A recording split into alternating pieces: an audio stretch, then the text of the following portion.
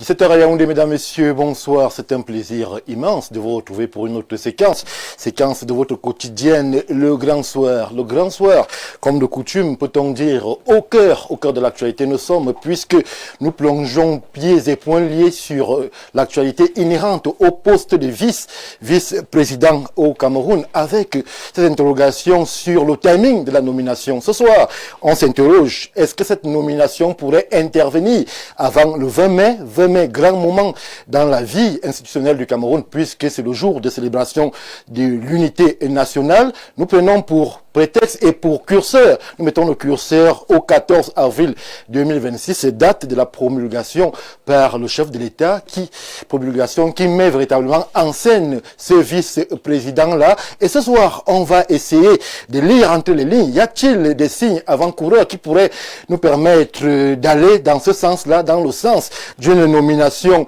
avant le 20 mai? Peut-on penser de façon sincère et logique qu'il y a urgence même à nomination, ou alors tout simplement le président Paul Biya va faire durer le suspense quant à ce poste, quant à cette nomination du vice-président au Cameroun? On ne sortira pas du giron de la vice-présidence avec un autre segment qui interpelle et fait abondamment réagir. On va parler là du choix même du vice-président. Beaucoup dans le sérail font peser la balance biologique. On estime que le président Paul Biya ne cherchera pas loin de sa famille pour justement cette nomination, alors que d'autres font pencher des balances, ou alors font pencher justement vers le respect de certains équilibres lorsque l'on connaît la diversité qui compose ce pays, en mettant en avant un choix qui porterait sur des logiques politiques. Alors, choix du vice-président au Cameroun, biologique ou politique, on en parle ce soir dans cette édition du Grand Soir. À tout de suite. Au terme d'un processus rigoureux de filtrage et d'analyse, ce qui vous permet d'étancher votre soif en toute sécurité. Buvez le minéral Bonis, buvez la vie.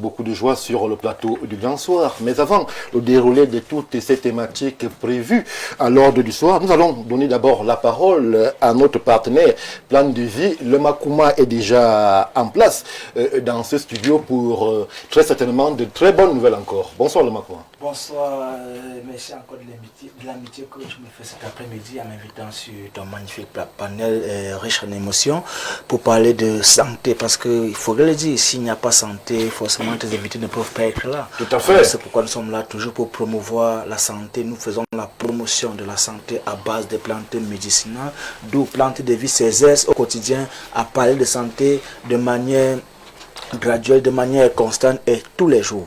Alors cet après-midi encore, on parle des personnes victimes de chlamydia, victimes d'herpès, victimes de syphilis, victimes de gonocoxie, et parfois on a ces maladies et on n'est pas souvent conscient qu'on a ces maladies. C'est pourquoi les médecins vont tout le temps recommander de consulter une fois par tous les 6 mois ou bien une fois par an, en fonction des moyens que les uns et les autres peuvent disposer. Mais chez nous, on préfère souvent énoncer certains symptômes que vous pouvez ressentir au quotidien, à savoir la chaleur dans la plante des pieds, à savoir les sécheresses au niveau les sécheresses vaginales, à savoir les peaux sèches, qui sont souvent l'émanation directe du chlamydia. Nous avons des personnes là qui ont les difficultés à pouvoir dormir tranquillement la nuit, avoir un sommeil paisible, du fait que les germes et les bactéries les empêchent d'avoir un sommeil paisible, d'où on va parler parfois de l'insomnie. Or, c'est parfois le chlamydia qui est responsable de ça. Nous avons des femmes là qui ont les problèmes de crampes bouchées ou des myomes et même des fibromes qui sont souvent favorisés et qui se développent de manière général du fait qu'on soit victime de chlamydia et que souvent on néglige le traitement ou bien que parfois on ne traite pas du tout. Nous avons des hommes là qui ont des problèmes d'azospermie ou bien d'aligospermie et parfois des spermes faibles ou absents du fait qu'ils soient victimes de chlamydia. Il faudrait le rappeler, c'est là que tout homme produit des spermes de manière normale, mais seulement Nous avons donc les germes et les bactéries qui les détruisent à la production. Résultat du coup, quand le monsieur va arriver à l'éjaculation, ça va sortir crêpe ou bien pas du tout, ou bien même quand il va éjaculer de manière normale, les spermatozoïdes seront assez lents et résultat du coup, il ne pourra pas enceinter une dame, Stéphane. Nous avons donc mis sur pied le produit King Fimic 24, la solution, ce produit-là qui vient détruire tout ce qu'il y a comme germes et bactéries dans l'organisme de l'homme ou bien de la femme, ces femmes-là qui ont les problèmes de conception ou de procréation, et même les hommes qui n'arrivent pas à avoir une érection normale avec le produit King Fimic 24, la solution, ces différentes personnes auront désormais la solution à leurs problèmes. Je ne terminerai pas sans parler encore du produit Open Sex, ce produit-là qui permet d'augmenter la miracle. Oui. Le produit, on va dire le produit révolutionnaire qui vient sauver les couples aujourd'hui, Stéphane. Ce produit-là qui permet aux personnes là qui sont victimes du petit appareil génital, parce que je parle là de victimes, qui sont victimes du petit appareil génital, parce qu'il y a des parents qui ont eu par le passé la mauvaise habitude de pratiquer la circoncision précoce. Et aujourd'hui encore, on retrouve encore les parents qui ont cette même habitude là de pratiquer la circoncision précoce. Chers parents, évitez la circoncision précoce parce que c'est l'une des causes principales du petit appareil génital. Alors vous qui êtes donc déjà dans ce système du petit appareil génital, vous venez à Plan de Vie parce que nous avons mis sur pied le produit Open Sex. Ce produit-là qui permet d'augmenter de manière naturelle et c'est sans effet secondaire. Quel qu'en soit l'âge que vous avez, que ce soit 40, 50 ou bien 80 ans, et que vous estimez que la taille que vous avez n'est pas selon votre convenance, vous vous dirigez tout simplement du côté de chez Plante de Vie pour pouvoir avoir la taille selon votre convenance. Nous ouvrons tous les jours entre 7h et 18h de l'après-midi, même les jours fériés, nous ouvrons parce qu'on estime que la maladie ne connaît pas le férié. Alors nous sommes là pour vous servir, quels qu'en soient les cas et quelle qu'en soit la nature de votre mal. Rendez-vous à Plante de Vie, même les maladies dites incurables, rendez-vous à Plante de Vie pour pouvoir avoir la santé que vous méritez au quotidien. Merci. Le Makouma, je l'ai dit, il y avait de bonnes nouvelles et on en a eu avec le produit miracle Open Sex qui justement révolutionne l'appareil génital masculin. La médecine naturelle en fait, parce que jusqu'à présent la médecine dite conventionnelle n'a pas encore trouvé de solution par rapport à ça, mais du côté de la médecine naturelle, nous réussissons désormais à développer l'appareil génital masculin. Merci Francis, on se retrouve avec beaucoup de plaisir. C'est moi qui te remercie encore. Merci une fois de plus. Merci. On va prendre le break et revenir tout de suite après pour la première thématique qui nous interpelle ce soir.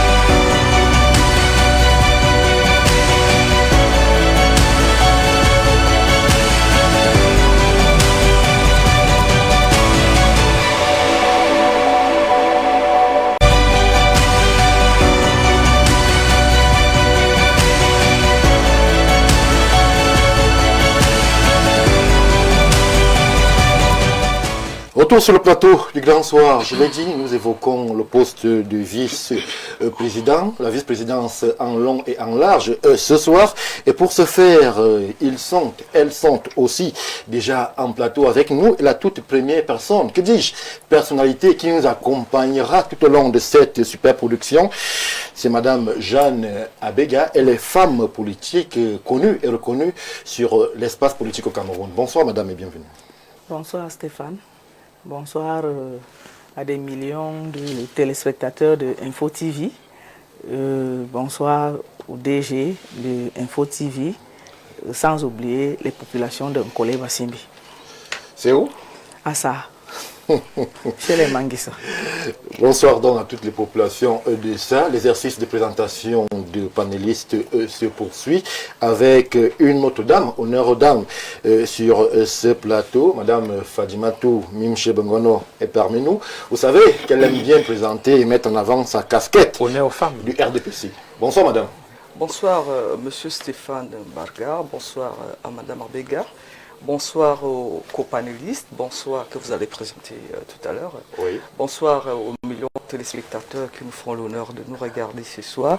Bonsoir, un salut au spécial au PDG qui, vous le savez, avec vous, vous continuez tous les jours à hisser et maintenir Info TV comme l'un des médias favoris. Oui. Et nous savons pourquoi nous le disons, parce que les retours que nous avons... C'est vrai que nous fabriquons des carrières Info TV. Bon, c'est ce que vous dites. Si ça peut vous faire plaisir, pourquoi pas. Mais je ne crois pas qu'il y a 25 ans, lorsque je faisais mes premiers pas, Info TV existait. Vous avez mis les pieds à l'étrier à plusieurs personnalités, figures du Cameroun. On ne peut pas vous le dénier. Bon, et nous sommes heureux du parcours qui est le vôtre, Madame Michel Bongono, puisque nous avons grandi ensemble aussi, d'une façon... Ah oui, dans le domaine de la communication, j'ai balbutié avec vous. Vous êtes affirmé aussi avec nous. J'ai balbutié, si vous le dites, parce que je continue mon balbutiement, et j'espère pouvoir m'affirmer et être ce que vous souhaiterez que je sois demain. Alors je dis bonsoir à tous ceux qui vont m'envoyer le message pour dire la dame du RDPC.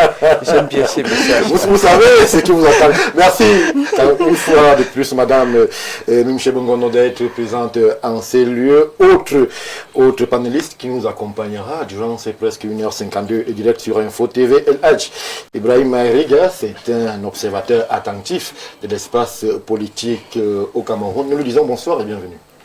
Merci Stéphane, bonsoir, merci pour l'invitation. Une première avec toi.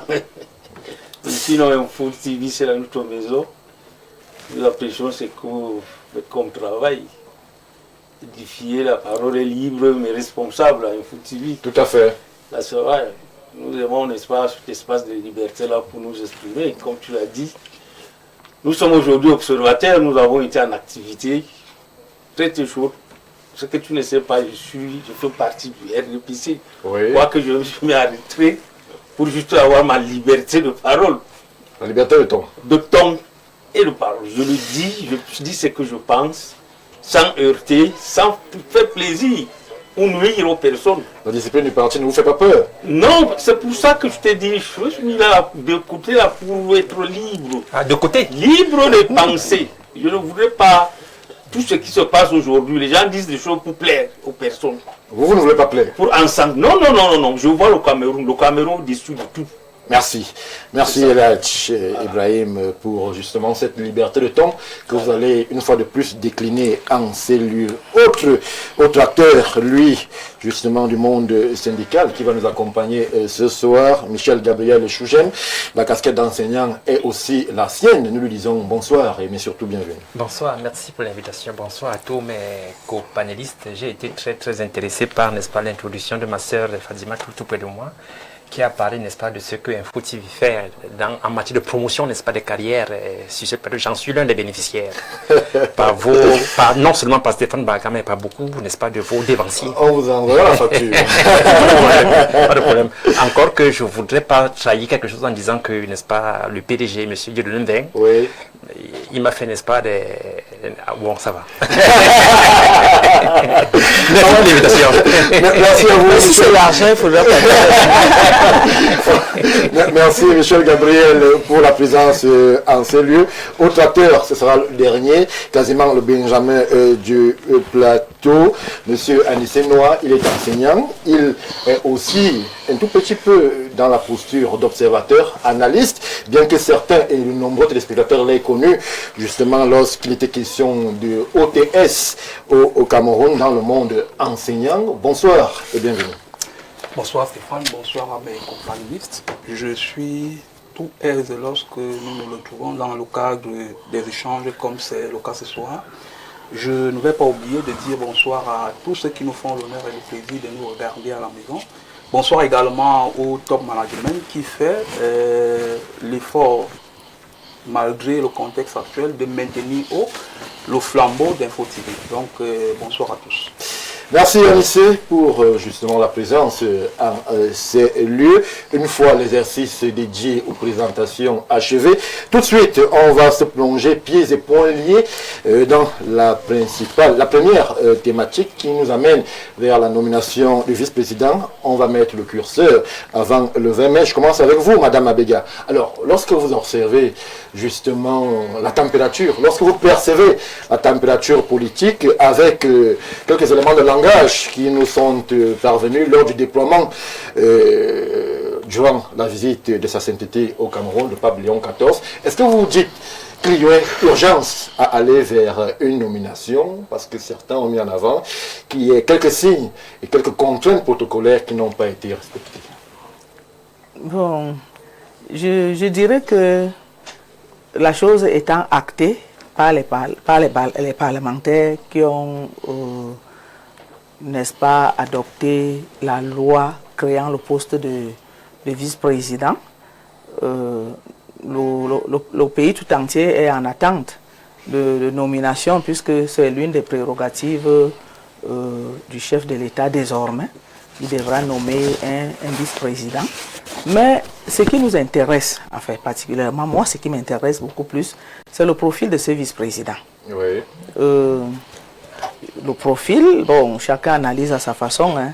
J'ai suivi, j'étais justement sur le plateau d'Info TV où un de vos panélistes, bon, c'était pas vous qui étiez à la présentation, disait que le chef de l'État devra nommer un membre de sa famille. Au risque de faire le second sujet, non, au même moment, je préfère qu'on reste d'abord sur les questions de timing. Je comprends. Avant le 20 mai, c'est l'interrogation. Donc je veux donc dire que il revient maintenant au président de la République de rendre la chose publique, oui, qui est le prochain vice-président. Qu'il nomme le vice-président puisque l'Assemblée a déjà voté la nomination d'un vice-président. Nous avons questionné la légitimité du vice-président, mais c'est désormais dans la Constitution. Il ne reste plus qu'à avaler la pilule amère. Maintenant, il y a... La pilule amère, vous dites? Moi, pour nous, c'est la pilule amère. Et pour quelle raison? La raison, c'est que je ne sais pas si ça a fait l'unanimité, mais comme les parlementaires l'ont adopté, le président ayant choisi la voie du Parlement plutôt que la voie du référendum, on accepte. Oui, on prend acte de la création du poste d'un vice-président. Maintenant, nous avons des événements majeurs. Oui. La fête du 20 mai, c'est la fête de l'unité.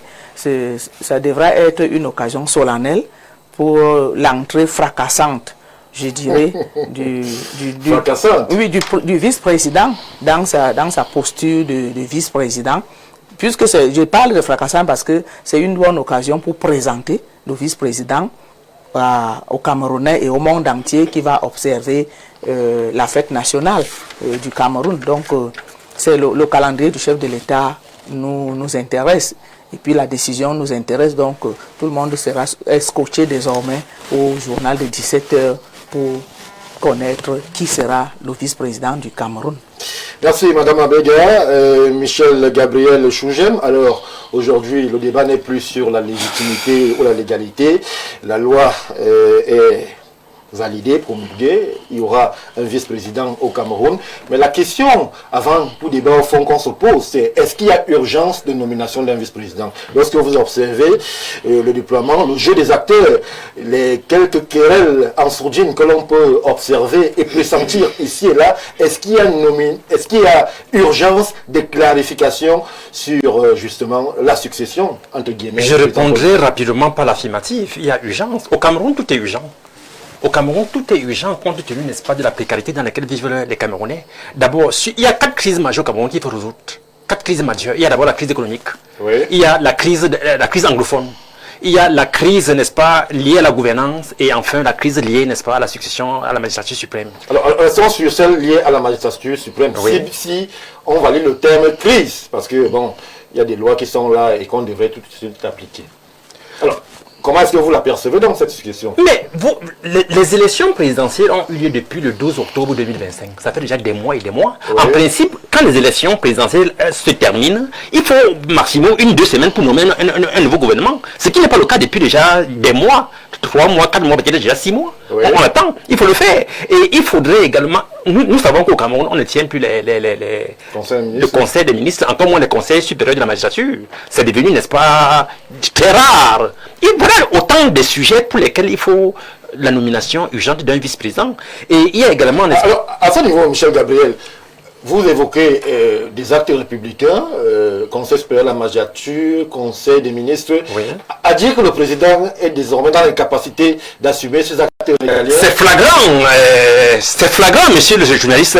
C'est flagrant. Le président Biya, écoutez, les scientifiques disent, et c'est prouvé, que quand une personne humaine a dépassé 70 ans, il n'a plus que 4 heures de lucidité par jour. Ça, c'est des statistiques.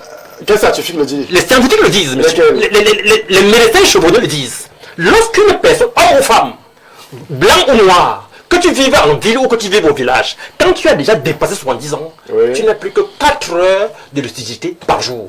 Bon, maintenant, le président Biya, le parti Biya que nous aimons tant, qui a déjà 90 ans, 93 ans, il est évident que ses capacités physiques, ses capacités intellectuelles sont amoindries. Ça ne fait l'ombre d'aucun doute. Et ce n'est pas une logique de le dire. C'est scientifique, c'est véritable, c'est palpable, c'est manipulable. Oui, moi-même quand je vois cet âge-là, je serais même capable de venir se la parler. Mais oui, je vais rester à la maison. Oui. Oui, donc c'est pour dire que, n'est-ce pas, il y a ce problème de longue... Vous savez, la longévité exogène, c'est vrai dans tous les pays du monde entier. La longévité, c'est à elle seule exogène. Pas seulement au niveau même de la privature, ou bien du poste de président de la République. La longévité à tous les postes exogènes. Il faut en principe, n'est-ce pas, dans le fonctionnement de l'administration d'un pays, après peut-être 5-6 ans, il faut renouveler, n'est-ce pas, le personnel. Il faut renouveler après 5-6 ans. Maintenant, pour ce qui concerne le poste de président de la République, 3 mandats suffisent pour un chef d'État. 3 mandats en principe suffisent. Qu'il ait gagné les élections frauduleusement ou pas. 3 mandats en principe suffisent pour passer la main. Merci Michel Gabriel, on prend l'avis de LH sur le plateau. Alors, le 12 octobre 2025, les Camerounais ont refait confiance au président Paul Biya. On n'a même pas encore fait 5 mois. Dans le Sérail et dans certains milieux politiques, on évoque déjà la question du vice-président. Elle est même actée déjà au niveau du Parlement. Pourquoi cette ambivalence? Le président a été plébiscité. Il a été reconduit par les Camerounais. Plébiscité pourrait être exagéré. Voilà. Mais aujourd'hui, tout de suite après sa victoire, on se rend compte... lui-même se rend compte, avec le projet de loi, qu'il faut absolument introduire déjà un vice-président dans la hiérarchie institutionnelle. Pourquoi l'ambivalence? Stéphane, il faut aller chercher, n'est-ce pas, la cause est très loin. C'est un mandat de trop pour le président Paul Biya. Mandat de trop. Soyons des humains. Moi, je suis déjà 62 ans. J'ai des parents au village depuis 90 ans. L'âge du président Paul Biya que je vis avec. À mon âge, pour me réveiller le matin, à partir de 4 heures pour ma prière, je tourne au lit au moins 5 fois, je me tire. 62 ans. Pour m'assurer, oui, pour m'assurer que je peux me lever sans risque de tomber. Vous n'êtes pas très sportif, c'est pas une question, c'est un problème tel que M. Souja m'a dit. C'est naturel. L'être humain à un moment est fatigué. Oui. Même le cerveau ne tient plus. Parce que ça doit s'expliquer. L'urgence est là. Lui-même le sait. Nous avons vu plusieurs fois les images du chef de l'État, même à la place de la du 20 mai. Où on coupe les images, ils sont obligés de couper les images, vous le voyez directement assis. Pourquoi? Vous ne voyez pas comment. Voilà. Nous avons vu le président Paul Biya, l'homme de 82, sorti de l'Assemblée. Même le militaire qui le suivait était obligé de faire ce qu'ils appellent chez eux le double pas pour se réajuster. L'homme était physiquement fort, oui, solide. Oui, quand il partait du palais du Congrès, il est debout dans sa voiture. Le passage présidentiel était au niveau de l'école de police, dans le passage. La route de l'école de police, oui. C'était pas derrière. Il était là à saluer, il demandait au chauffeur de ralentir, il descend, il fait le bain de foule. L'homme en ce moment, c'est naturel, ce n'est pas une chose de dire que le président Paul Biya est fatigué. Vous l'avez vu au salon. Le peuple ne peut pas venir au Cameroun et que le président ne l'accompagne pas partout. Alors tout de suite, Elhadj, avant qu'on avance dans la réflexion, pourquoi donc ce mandat? Si il est évident qu'il y a déjà cette contrainte physique, pourquoi c'est ce que nous disons le RDPC a présenté le président? C'est ce que nous disons, la cupidité, l'égocentrisme. Si ce n'est pas moi, ce n'est personne. Et qui ont construit ça? C'est nous, le peuple camerounais. On a abandonné la politique, on a laissé un groupe de personnes faire ce qu'ils veulent. Aujourd'hui, quand tu vois le palais de l'unité, ce n'est plus le palais de l'unité, c'est un village où on célèbre les fêtes, les anniversaires de tout le monde, des choses. Lui-même est gêné quand on l'invite, on l'impose de venir s'asseoir. Vous le voyez, le bruit, il fait comme ça, que ça ne va pas. Donc, il y a la fatigue de l'homme.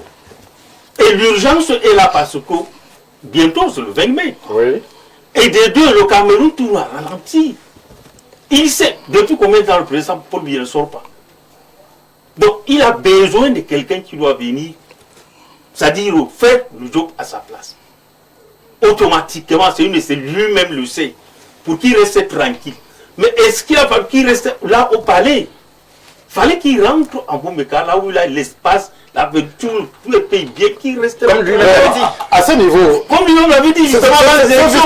c'est Si je décide, je peux rentrer au village. Très bien. ce vice-président qui va arriver, il sera président de fait sans même que le président ne soit parti. Voilà. Et c'est quand on dit, le président peut le dégommer quand il veut, à l'heure qu'il veut. Quelqu'un qui n'est pas élu, qui viendra à la place du 20 mai, devant le drapeau du Cameroun, c'est une insulte pour le peuple camerounais. Vraiment. Aujourd'hui, le monde entier se pose la question, y a-t-il un peuple dans ce pays, le Cameroun? Pourquoi nous laissons faire? Un groupuscule d'individus nous tourne, c'est-à-dire personne ne peut parler, il y a des sicaires partout, dès que vous parlez, on envoie des gens cagoulés, tirés, tués, tapés, emprisonnés. C'est le Cameroun que nous connaissons. Mais est-ce que c'est faux? C'est vérifiable. Beaucoup se trouvent en prison parce qu'ils ont fait quoi? Parce qu'il a rêvé que je suis en train de marcher en route.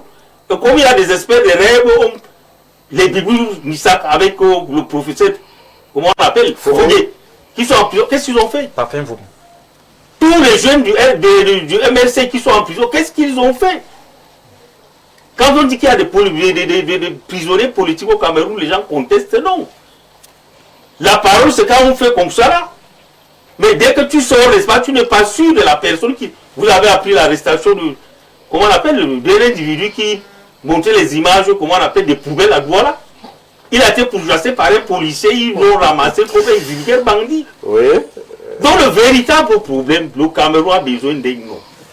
Tu dois venir seconder le président. Ça, c'est normal. Merci, Hadji Ibrahim Riga. Je m'en vais prendre l'avis de Madame Bengono sur le plateau. Alors, Madame, on se retrouve dans une situation ambiguë où on a un président nouvellement élu, mais qui tout de suite met en branle la batterie institutionnelle et consacre le poste de vice-président. Est-ce que cela pourrait se comprendre, qu'on soit nouvellement élu, mais que tout de suite on cherche, entre guillemets, une béquille constitutionnelle? Je voudrais déjà saluer l'ingéniosité de certaines personnes qui, visiblement, seraient très vieux par rapport à nous autres. Il paraît que le jeunisme, c'est la mode. Quand on est jeune, on est suffisamment très intelligent. Et il se trouve que j'ai en face de moi un monsieur qui est tout blanc, de poil, qui estime que quand on est vieux, on ne réfléchit pas, mais il parle au Camerounais. Je reviens également sur l'entame où quelqu'un a dit sur ce plateau, « Ah oui, je suis militant du RDPC, j'ai choisi de me mettre de côté pour parler librement. » Le RDPC, il n'y a pas mieux comme parti libre, où on peut s'exprimer. Des gens peuvent dire que pour leurs problèmes personnels, ils préfèrent se déclamer du RDPC pour tirer sur le RDPC. Si ça peut leur faire plaisir, pourquoi pas? Monsieur Zengele, que tout le monde a applaudi, entre autres ces gens-là, qu'il aurait bien parlé, il n'a pas 50 ans, il a plus que de 90 ans. Mais les gens ont estimé que c'était la voie à suivre, c'était, comment dire, la personne la plus illuminée qu'il fallait suivre, que Paul Biya devait écouter. Quand je le dis, nous devons faire très attention. À quoi? Avec les déclamations, parce que cette assurance Il y a un compatriote du monde, un citoyen du monde qui sort du Cameroun. On me dit à 70 ans, on ne réfléchit plus, c'est le déclin, mais il avait 76 ans. Mais les gens ont fait le récital de son discours ici et là. Soyez cohérents avec vous-même. Et je ne vais pas parler de Lévi-Strauss qui, à 90 à 100 ans, produisait toujours des œuvres intellectuelles, le philosophe Lévi-Strauss. Oui. Je ne vais pas parler de Michel Ange qui est au sommet de sa gloire à 70 ans. C'est pour dire quoi? Vous ne pouvez pas prendre votre vie et vouloir la transposer sur la vie des autres. Il y en a qui n'ont pas la chance de vieillir dans leur famille. Il y en a qui n'ont pas la chance d'avoir une santé à point à un moment donné, même très jeune. Donc si pour certains, si la télé pouvait nous voir marcher, on estimerait que des gens sont très mal placés pour parler de la forme physique du président Paul Biya. Et cette façon, il est en parfaite forme. Cette façon, je dis, si on pouvait nous voir marcher, nous tous qui sommes sur ce plateau, il y en a qui la boucleraient. Parce qu'il ne marcherait pas mieux que Paul Biya qui reste droit dans ce bout. Au moins s'il a la chance de bien vieillir. Et ça, il faut le respecter. Si des gens ont d'autres problèmes, qui ont été dans le RDPC, qui pensaient que le RDPC, c'est un passe-droit, qu'on est du RDPC, on peut tout faire et en sortir indemne. J'ai dit, arrêtez, vous avez la liberté. Les uns et les autres ont la liberté. Permettez, je vous ai écouté, vous ne disiez pas de très belles choses. Les gens sont libres de rester au RDPC, tout comme s'ils sont libres d'aller s'encarter ailleurs et mieux s'exprimer. Là, lorsque je l'ai dit, je vais encore parler de comment dire, l'hyperbole qui caractérise certaines personnes. Et oui, vous restez chez vous, vous rêvez. Cette façon hyperbolique de parler. Vous, depuis que vous parlez sur ce plateau, on vous a déjà inquiété. Si oui, on peut vous inquiéter pour ce que vous auriez fait en tant que chose mise, comment dire, entrave à la légalité, ou bien le fait pour vous d'être allé encore à la marge des lois de la République, vous pouvez être inquiété. Et là, c'est justice. Alors, donc, lorsque je viens maintenant sur le sujet, oui, allons-y, c'est l'essentiel. Le président de la République s'est présenté aux Camerounais avec un certain âge. Il y a eu des généraux qui se sont présentés. Il y a un autre très vieux qui avait été soutenu par celui qui se déclame être du RDPC, Chiroma, qui sortait du régime du RDPC, qui s'est présenté. Il a été soutenu par ceux qui estiment que la vieillesse, c'est une maladie. Et jusqu'à un moment donné, sur ce plateau, je crois, il le dit toujours, que celui-là avait gagné les élections. C'est parce qu'il avait 50 ans. Il a été candidat. Il y a aussi le président de Mme Abega qui s'est présenté. C'est les citoyens camerounais, c'est leur liberté. En ce moment, les Camerounais ont fait leur choix. Oui. Les Camerounais ont choisi l'homme qui s'est présenté à eux avec son programme et un certain âge. Et je suggère aux uns aux autres de respecter au moins la souveraineté et la liberté du peuple camerounais. Parce que nul ici n'incarne le peuple. L'unique personne qui incarne la souveraineté du peuple camerounais, c'est bien Paul Biya, qui a été élu au suffrage direct dans une circonscription nationale. Lorsque je l'ai dit, le président de la République élu au suffrage direct dans une seule circonscription est le garant de l'intégrité territoriale du Cameroun. Ça veut dire quoi? S'il y a des choses qui peuvent nuire, qui sont de nature à nuire à l'intégrité territoriale du Cameroun, le président Paul Biya est le seul garant. Le seul garant.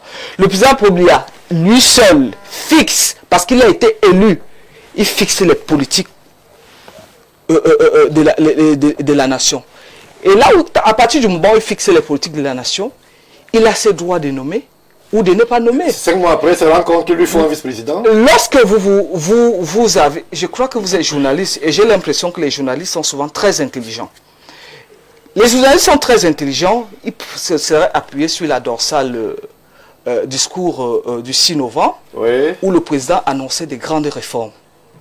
Et parce que nous avions l'habitude de l'écouter dans l'immédiateté, comme c'est le propre de nous autres, on a estimé que c'était là, les prochains jours, c'est demain. Ce débat, avant le 20 mai, rejoint à peu près, est-ce que le président va faire le discours le 10 février sans avoir donné un gouvernement? Ce type de débat a eu lieu.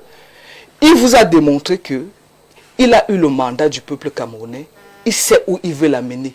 Souffre qu'il ait encore cette souveraineté de conduire le Cameroun vers les réformes. Merci, à partir du Madame moment où il veut conduire les Camerounais vers les réformes, dans l'article 7 nouveau, alinéa 1 nouveau, il est dit le président peut nommer un vice-président. En même temps, quand il peut leur donner des attributions. Autant au Premier ministre, au ministre, il fixe les attributions de ces personnalités-là. À partir du moment où il a la souveraineté, la légitimité à lui conférer par le peuple camerounais, je ne sais pas s'il vous a dit qu'il ne vient pas au 20 mai. De mémoire, toute la fête de l'unité a toujours été sous le patronage du président de la République. Si demain, il estime que, avec la souveraineté qui est la sienne, avec la légitimité qui est la sienne, qui doit nommer un vice-président, il n'est pas dit que forcément ce vice-président irait le représenter au 20 mai. Merci. Et maintenant, pour ceux qui estiment qu'on le montre, quand il s'assoit, j'aimerais vous voir après 10 ans. Parce que nous serons encore sur cette même plateau. Monsieur Gabriel, on va donner la parole, s'il vous plaît. Avant de donner la parole, je donne la parole à monsieur Anissé Noah sur ce plateau. Alors, monsieur Noah, dans l'espace médiatico-politique au Cameroun, des interrogations fusent justement quant à cette nomination du vice-président, quant à même l'imminence ou pas, parce que Madame Bengono veut nous faire comprendre que le président peut tout aussi ne pas nommer, ou alors nommer et continuer à présenter lui-même, à se présenter lui-même à toutes les cérémonies officielles. Aujourd'hui, vous en tant qu'observateur, quelle est votre perception? Une élection est gagnée, le président promulgue cette loi. Aujourd'hui, le débat est sur la nomination imminente ou pas du poste de vice-président. Pensez-vous qu'on soit véritablement dans le vrai débat lorsque l'on évoque cette imminence ou pas? Stéphane Baga, vous avez dit tout à l'heure que Mme Bengono veut vous faire comprendre que le président peut nommer. Ce n'est pas Mme Bengono, c'est la Constitution, la modification de la Constitution qui le dit. Oui. Et je crois que le président de la République est très sage. D'ailleurs, parce qu'il est un patriarche. Au-delà de cela, il est futé parce que... les gens ne vont pas vous aimer sur ce plateau. Il a vu la déferlante qui a suivi après l'annonce d'un gouvernement dans les prochains jours. Il a vu, c'est-à-dire la manière avec laquelle les Camerounais étaient très pressés à voir ce gouvernement émerger. C'est lui-même qui avait parlé, M. Noah. Oui. Personne ne l'a obligé. En même temps. Vous savez, on peut aussi se tromper. En tant qu'être humain. J'ai dit, on peut aussi se tromper, M. Gabriel, en tant qu'être humain. Et lorsqu'on se rend compte qu'on s'est peut-être trompé en faisant des déclarations qu'on n'a pas mis en exergue dans l'instantanéité, on peut décider de faire autrement. C'est peut-être la raison pour laquelle le président de la République a décidé cette fois-ci de dire, de promulguer cette nouvelle constitution-là en disant que le président de la République peut être assisté dans son exercice par un vice-président. Cela veut dire de manière claire et nette que le président de la République n'est pas obligé de nommer le vice-président, tout au moins dans l'instantanéité. Oui. Il peut le faire, mais il n'est pas obligé de le faire. Je ne sais pas pourquoi vous avez mis le curseur au 20 mai. Alors plus que... si l'on s'en réfère au propos de Elhadj Maïga sur le plateau, et même Michel Gabriel, ils mettent en avant certaines contingences physiques. Quant à justement le déploiement que nécessite un moment comme le 20 mai, il y a quand même une revue de troupes à faire. Il y a cette position debout lorsque les forces armées du Cameroun passent et lorsque le commandeur en chef les regarde, il doit rester debout. Il y a, lors des éditions précédentes d'investigation de journalistes, on parle de réduction de carré, on parle d'un allègement en termes de présence présidentielle. Est-ce que vous ne pensez pas que le curseur devrait être mis à ce moment particulier qui nécessite une certaine condition physique pour celui qui préside l'événement? Stéphane Baga, le problème n'est pas au niveau de la condition physique du président de la République. C'est d'autant plus que vous l'avez vu lors de la cérémonie des vœux du corps diplomatique au palais. Vous l'avez vu tenir debout. C'est vrai que la santé d'un individu ne se résume pas à se tenir debout. Oui. Il y a d'autres paramètres qui rentrent en jeu, mais je crois que s'il faut seulement s'en tenir au fait que le président de la République doit assister à la cérémonie du 20 mai et qu'il doit se tenir debout, je crois que cela l'amènerait pas à prendre une décision de modifier la constitution pour nommer un vice-président. Allez-y, allez-y. Cela ne l'amènerait pas à prendre une décision de modifier la constitution pour dire qu'il peut nommer un vice-président. Je crois que le président de la République est dans la logique de préparer la transition. Qu'on le veuille ou pas, le président de la République se met dans cette logique-là. On prépare la transition 5 mois après son élection. Je vais vous dire pourquoi. Le président de la République a été élu pour un mandat de 7 ans. Mais au regard des événements, au regard de l'atmosphère autour de lui... Quel événement, quelle atmosphère, monsieur Noir? Les Camerounais veulent savoir. Vous dites qu'il est en parfaite forme. Vous dites qu'il y a des événements, qu'il y a une atmosphère. Donnez-nous du contenu. Quelle atmosphère? Quels événements? Je n'avais pas fini que vous m'avez... Allez-y, monsieur Noir. J'étais donc en train de dire ceci. Le président de la République, c'est ce qui ne plaît pas, monsieur Stéphane Barra, comprenez-le. Hein. Dites-lui de vous dire ce qu'il veut vous dire. Alors, le président de la République sait qu'en tant qu'être humain, il peut ne plus être là demain. Et il s'est donc mis en avant-poste pour dire que tous ceux qui se battent autour de lui, tous ceux qui forment des clans autour de lui, pour leur dire que je suis encore là et ça se fera comme je le veux. Contrairement à ce que vous pensez, peut-être que vous êtes fatigué de me voir là, les choses se feront comme je le veux. Je ferai comme mon prédécesseur l'a fait avec moi. Je nommerai quelqu'un qui va me succéder et qui va continuer mon travail après que je sois parti, contrairement à ce que les uns et les autres pensent. Maintenant, pour revenir à ce que vous étiez en train de dire sur les événements, nous avons vu, c'est-à-dire les appétits que les uns et les autres ont charriés sur, c'est pas moi, les événements de la nomination du président de l'Assemblée nationale et du président du Sénat. Oui. On a vu que la carte, c'est-à-dire l'establishment a été redessiné.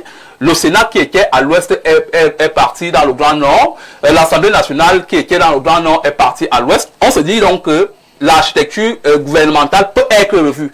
Au-delà donc de cela, le président de la République, sachant donc que les uns et les autres posent beaucoup de problèmes et charrient beaucoup d'espoir en ce qu'ils arrivent aux affaires, il donne donc le là et il se dit donc que il faut que les choses se fassent à ma manière. C'est la raison pour laquelle il dit je peux nommer un vice-président, mais personne ne sait ni l'heure ni le jour, comme on dit dans les Saintes Écritures.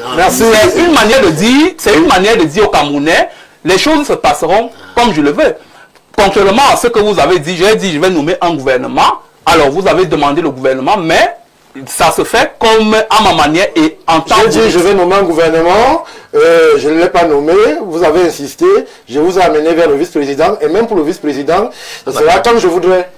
Effectivement, ce sera quand je voudrais. Le président de la République, vous savez, peut-être que vous avez lu Le Prince de Machiavel. Le président de la République se comporte exactement comme le prince de Machiavel. Ça veut dire que les choses se font en sa manière, en son temps voulu. Malgré la pression que le peuple camerounais peut exercer au niveau de l'establishment, il ne se fie pas... Vous pensez quand même qu'il y a une pression? Bien sûr, il y a une pression. Il y a même une urgence. Ce n'est pas seulement la pression. Il y a une urgence de renouveler l'appareil gouvernemental. C'est la raison pour laquelle la population est en liesse. C'est la raison pour laquelle la population est en attente de voir les lignes bouger. Oui. Le président de la République est donc sorti pour essayer de marquer un tempo pour dire aux Camerounais que je vais nommer un gouvernement dans les prochains jours. Et je suis peut-être surpris que Mme Bengola nous dise que lorsqu'on dit on va nommer un gouvernement dans les prochains jours, on n'est pas toujours obligé de le faire dans l'instantanéité. C'est d'autant plus que elle-même a reconnu dans un plateau de télévision que le président de la République, ayant dit qu'il nommera un gouvernement dans les prochains jours, alors l'équipe gouvernementale actuelle n'ira pas au vœu. Je crois que les bandes sont là. Non, je parlais du DIF. Je peux restituer. Monsieur Stéphane Barra. Donc, je parlais. S'il vous plaît, je vais le restituer. Madame, il ne faut pas qu'on fasse comme ça. Je n'ai jamais parlé des vœux. J'ai dit ceci. Tout à l'heure, dans mes propos, j'ai dit il y a des gens comme nous qui avions pensé que c'était dans l'immédiateté. Quand je parle de nous, c'est y compris moi. Et ça, c'est qui pense que je ne suis pas toi. Et pour être précise, c'était le discours du 10 février 2026. Vous pouvez le rectifier. Je n'ai jamais parlé. Merci, Madame Bongono. Nous sommes en avril. Je dis, non, il faut quand même corriger que je n'ai jamais dit de vœux. Je n'ai jamais parlé. Donc, pour chuter, je crois que l'appareil gouvernemental actuel, il n'y a pas eu l'urgence de nommer un vice-président dans l'appareil gouvernemental actuel. C'est d'autant plus que Stéphane Barga, vous êtes journaliste et je sais que vous êtes très informé. Il vous souvient qu'en 2018, une organisation non gouvernementale a fait une enquête et est arrivé aux conclusions que les 35 premières années du président de la République, il a passé 4 ans et demi à l'extérieur.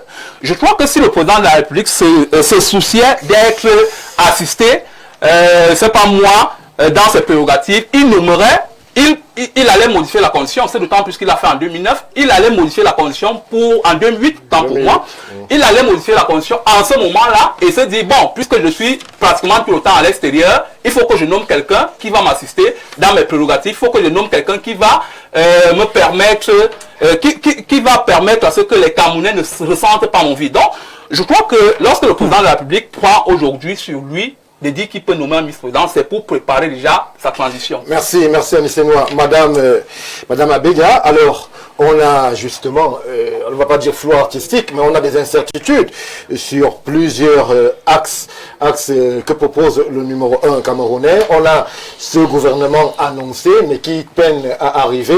On a ce poste de vice-président qui est justement désormais une réalité, mais où encore la loi permet au président de la République de ne pas désigner tout de suite le vice-président. Est-ce que lorsque M. Anissé Noa évoque une pression populaire, lorsqu'il évoque une température politique, est-ce qu'on peut continuer stratégiquement, politiquement, avec de l'ambition pour le Cameroun, à continuer à gérer le Cameroun avec autant d'incertitudes? Bon, nous avons assisté au cours magistral fait par Mme Bongono et nous avons assisté à un deuxième cours magistral fait par M. Noa.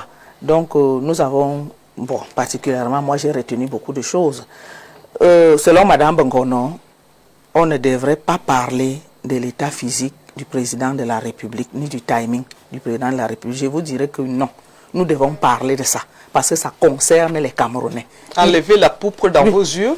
Ça concerne les Camerounais. Vous ne pouvez pas demander aux Camerounais de ne pas parler de ce qu'ils doivent dire. Surtout que c'est le président de la République. Il est le président de tous les Camerounais.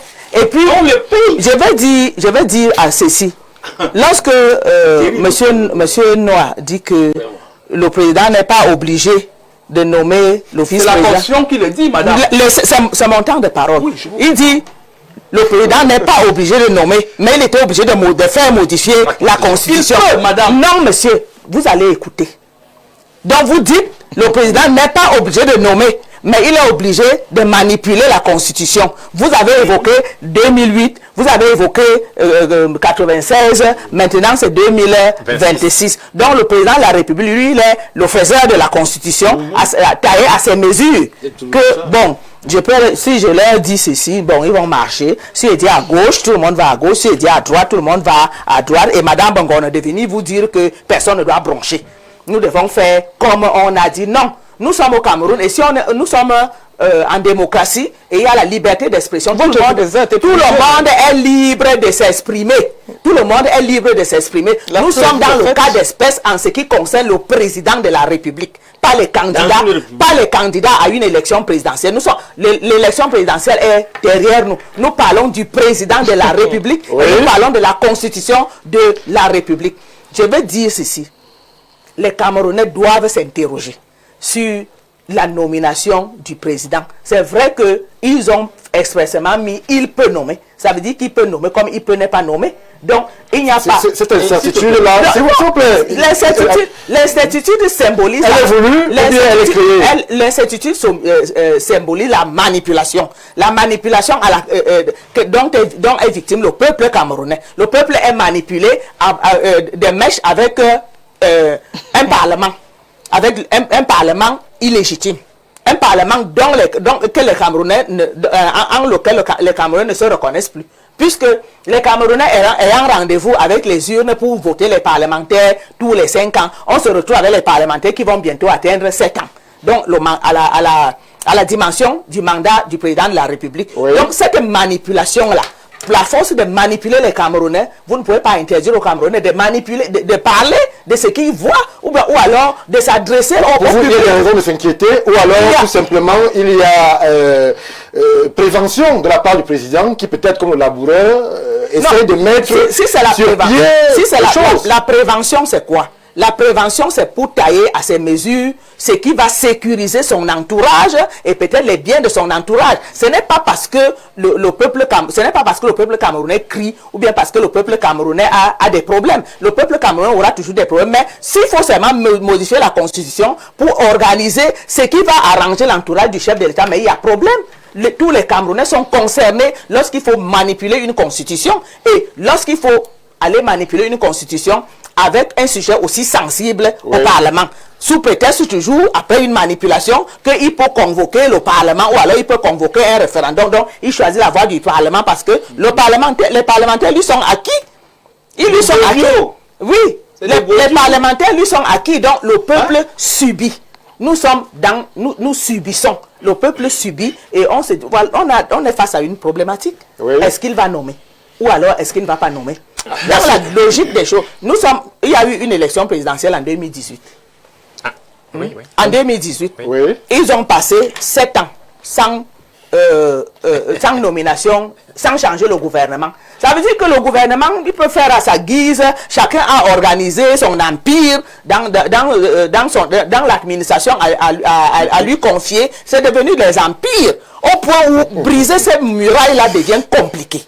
Merci, Madame Abega. Alors, Michel Gabriel Chougem, je me tourne vers vous pour revenir un peu sur cette question de la vice-présidence. Ce n'est pas une nouveauté au Cameroun. Il y a déjà eu ça dans l'histoire institutionnelle de notre pays. Pourquoi est-ce que cette fois-ci, ça fait autant de problèmes, puisque le président Paul Biya lui-même, à un moment, fut désigné successeur constitutionnel. Là, le président Amadou Ahidjo avait institué le poste de premier ministre. Cette fois-ci, c'est le vice-président qui est appelé à remplacer par nomination aussi le président en exercice, en l'occurrence Paul Biya. Pourquoi cette fois-ci il y a autant de querelles sur les choix, sur les profils, sur le timing? Pourquoi ça coince, Michel Gabriel Chougem?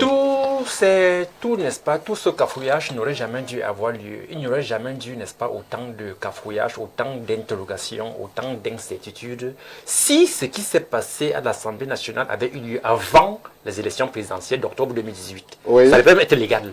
2025. Pardon, 2025. Oui, si ça se passait avant les élections du 25 octobre 2025, il n'y aurait pas de problème. Et comme l'a dit, n'est-ce pas, ma soeur sur le plateau, la modification constitutionnelle qui a eu lieu dernièrement pose problème parce que ceux-là qui ont appliqué cette modification-là, n'est-ce pas, ne sont plus en principe légitimes parce que leur mandat est déjà épuisé. Vous savez, je vais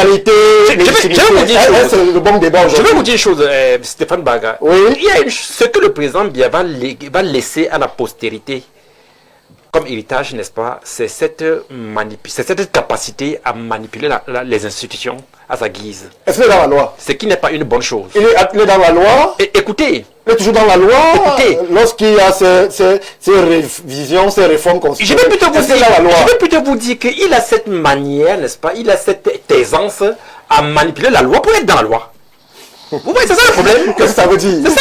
Ça veut dire quoi? Il a cet exemple-là, il a, n'est-ce pas, cette ingéniosité à manipuler la loi pour rester dans la loi. En restant dans la loi. Oui. Alors, j'ai aimé la question que vous avez posée. Vous avez dit, est-ce qu'on peut continuer à gérer le Cameroun avec autant d'incertitudes, avec autant de lenteur, avec autant d'opacité? Moi, je vais répondre. Vous savez, nous, ici sur le plateau, pour nous prendre l'exemple sur nous qui sommes sur ce plateau, nous, ici, là, avons au moins de quoi à nous nourrir chaque jour. Contrairement à des millions de Camerounais dans nos villages, dans nos quartiers, n'est-ce pas, qui peinent à manger une fois par jour. Je vous rappelle que 10 millions de Camerounais ont atteint le seuil de pauvreté. C'est les Minépas qui le disent, c'est pas moi. 45% de la population qui avait moins de 1000 francs par jour. Comme pour dire que, n'est-ce pas, ces affaires de... On va faire un prochain gouvernement depuis janvier. Nous sommes en avril, rien n'est fait.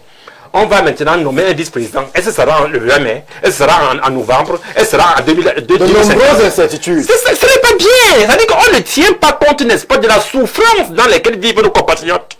Aussi bien dans les villes que dans les campagnes. Est-ce que que vous savez que plus de 6 millions, on estime à plus de 6 millions l'effectif de la diaspora camerounaise en Occident. Pourquoi les Camerounais partent? Parce qu'ils ont faim. Parce qu'il n'y a pas d'emploi. L'emploi, n'est-ce pas, sur le terrain, à Yaoundé, à Douala, à Garoua, à Beto. Il n'y a pas d'emploi. Voilà pourquoi les Camerounais partent par milliers chaque mois dans d'autres pays. Oui. Vous voyez? Donc voilà autant de sujets, autant d'urgences pour lesquelles on ne devrait plus tirer. On ne devrait plus remettre à deux. On devrait passer à l'action. Oui. Oui. Et il y a même encore un problème d'actualité brillante. Lié, n'est-ce pas, à cette rentrée scolaire du 3e trimestre. Est-ce que vous savez que l'enseignement maternel et primaire est rentré à l'école hier le 20? Nous sommes d'accord. Hier le 20. Le 20 avril. Oui. Alors qu'au niveau du secondaire, la rentrée est plutôt reportée au 27 avril. La rédaction centrale d'Info TV a fait un papier. Voilà donc, n'est-ce pas, autant de dysfonctionnements qui font que, je dis et je répète, qu'il y a urgence, n'est-ce pas, dans la résolution des problèmes auxquels les Camerounais sont confrontés. Merci Michel Gabriel. El Hadj Ibrahim Mariga, incertitude, confusion, urgence, c'est un lexique assez apocalyptique pour un pays, le Cameroun, qui tout au moins semble bien stable. Et stable. Il faut l'accepter, oui. Parce que je suis parti de chez moi quand même arrivé ici sans heure. Oui. Donc, ailleurs, c'est pas possible. Oui, ça c'est vrai. Il faut le reconnaître hein, que les Camerounais, pas nos dirigeants, hein, aiment la paix. Parce que quand les gens vous disent que c'est les dirigeants, non. C'est les Camerounais que nous sommes là assis. Nous aimons la paix. Oui. Ça c'est vrai. Et puis là, tout à l'heure, les gens ont dit, n'est-ce pas, de peu dans la Constitution. Souvenez-vous de la Constitution de 96. Il y a aussi un mot là consacré qui dit progressivement, qui a impacté beaucoup, n'est-ce pas, des voies qu'il fallait, n'est-ce pas, mettre en œuvre comme l'article 66. Qui a impacté négativement. Qu'on a même reparlé de ça cette fois-ci. On est d'accord. Donc, cette ruse-là, où chaque fois on met les petits mots. Est-ce qu'on peut continuer avec ce modus operandi, c'est-à-dire ce clair-obscur, qui se positionne véritablement? C'est vous, la classe politique, qui peut-être acceptez cette façon de faire. Et le peuple peut subir. Tout à l'heure, madame a parlé des députés, des sénateurs. C'est des godillots. C'est-à-dire quoi? Des godillots, c'est des gens, n'est-ce pas, donc, qui sont là pour faire ce que le patron demande. Vous avez une loi, une seule loi décidée par un député à l'Assemblée. En démocratie, ce n'est pas ça? Non. Voyez la France, vous voyez les États-Unis, où les démocrates sont obligés de travailler avec, n'est-ce pas, le Parlement des républicains. Ils s'associent pour bloquer une loi. La France aujourd'hui a des difficultés pour avoir un premier ministre par rapport pour le budget. Par rapport à quoi? Parce que les gens se retrouvent. Ils voient que l'intérêt du peuple, pas d'un individu. Est-ce que dans toute cette artillerie institutionnelle qui est déployée et ces orientations politiques, pour vous, vous ne percevez pas l'intérêt du peuple dans ce déploiement? Il n'y a pas l'intérêt du peuple. Il y a l'intérêt de qui? Jamais. Parce que si nous voulons la stabilité, la paix dans un pays, voilà pourquoi aussi moi je propose de démystifier cette fonction du président de la République dans nos pays africains et particulièrement au Cameroun. On fait d'un président de la République. On est d'accord? L'alpha et l'oméga. Le président Paul Biya n'a jamais renoncé à tous ses droits financiers. Il est payé pour ce qu'il fait. C'est nous, le peuple, les souverains, ses patrons. Mais on a fait de nous aujourd'hui un demi-dieu. Quand les gens parlent, ils parlent avec tellement d'hystérie. Dès que tu prononces le nom du président Paul Biya, mieux que tu insultes Dieu. Sur vos plateaux de télévision, un peu partout, les gens ont dit que le président Paul Biya, même Jésus n'a pas fait ce que le président Paul Biya fait. On a suivi ça partout. Mais vous voyez jusqu'où les gens peuvent arriver au nom d'un principe parce qu'on n'est pas de profit de prébendes. Est-ce que c'est la prébande ou c'est la loi El Hadj Ibrahim? Non. Est-ce que c'est la loi qui... Le problème de nos lois, nos constitutions, depuis l'arrivée du président Paul Biya, c'est des constitutions consacrées. Qui ont écrit ces constitutions-là? C'est les membres du parti. En la faveur, n'est-ce pas, en renforçant le pouvoir du président de la République. Donc si on vient à vous dire, toujours on évoque la loi, c'est la constitution. La constitution passée, qui sont les gens qui sont assis là, autour, pour réfléchir, proposer au président, voilà ce qu'on doit dire, voilà ce qu'on doit faire. Est-ce que c'est le président pour... Il propose, l'exécutif, ça vient à l'Assemblée, et voyez même le rythme. C'est pour ça que le doyen, René Zenga, a demandé pourquoi cette précipitation. À son vieil âge. Oh là là, madame. Est-ce que c'est un vieux... Mais il doit parler. Il a dit la vérité. Il a droit à la parole. Non, mais à ce moment-là, on peut le citer. Il a droit à la parole. Il n'est plus débile. Il a droit à la parole. Il n'est plus débile. C'est un sénateur. Non, je dis, il n'est plus débile. Il a conservé le pouvoir, on ne l'insulte pas. C'est ce qu'ils ont fait avec les IC et tout. Mais c'est chez vous qui êtes contradictoire, monsieur. Tout à l'heure, vous avez acquiescé quand quelqu'un a dit à 70 ans, on est débile. Mon camarade de parti, sénateur nommé par le président Paul Biya, prend la parole, RDPC, et parle au président de manière impérative. Vous l'aviez dit, vous avez quitté le RDPC pour parler librement. Monsieur Zengele l'a fait. Il n'a jamais été nommé. Monsieur Zengele l'a dit. Personne ne l'a mis en prison.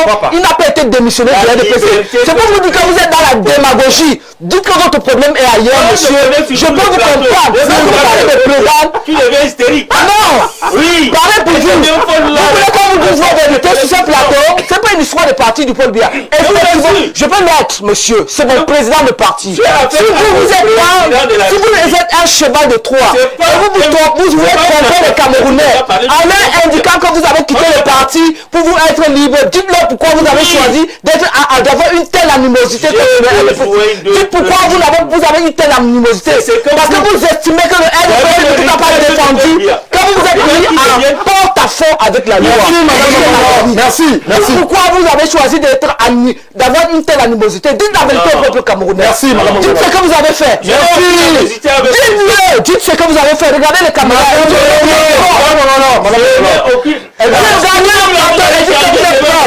Ne sommes pas du sujet. Non, je ne suis pas comme vous. Dites aux Camerounais que vous avez une telle animosité. Dites-le. Regardez la caméra, LH. Non, je ne dois pas venir se cacher dans le RDPC, espérer être protégé. Et quand le RDPC vous dit vous devez vous répondre face à vos responsabilités, vous devez répondre LH. Je n'ai pas ma parole. S'il vous plaît. Je préconise qu'on ait un débat serein. Puisque nous parlons de choses éminemment... Non, qui ne me sont pas avec une telle condescendance. C'est pas il me respectera, je le respecterai.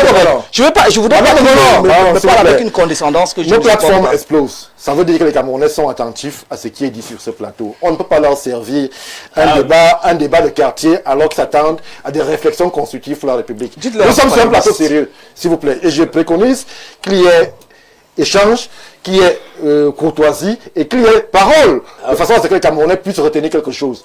Lorsqu'on assiste à un débat de chiffonniers, comme c'est le cas en ce moment, personne ne retient rien, moi le premier. Donc, vous et tout à l'heure, vous disiez laissez-les parler. S'il vous plaît, souhaitons le sache. Vous le faisiez pourquoi alors qu'on était dans le débat de chiffonniers? S'il vous plaît, ne faites pas ça, monsieur. Vous êtes un âge, ne le faites pas. Oui. Allez-y.